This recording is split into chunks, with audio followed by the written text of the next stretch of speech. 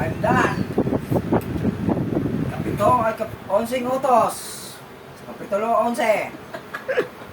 Ang utos ng Panginoon ang mahuling kumain sa manghugas. Hoy, manahimik ka, JR. Oo, si Scarlett Tulusor, Angel, bida-bida.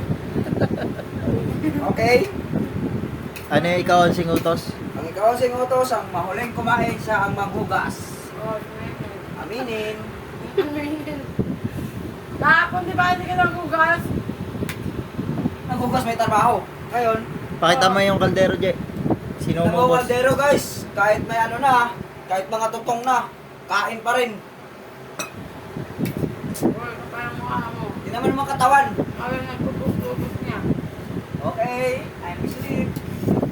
Yan kapayang mukha nito. Hoy! Sa Panginoon, 10 utos ang para sa akin.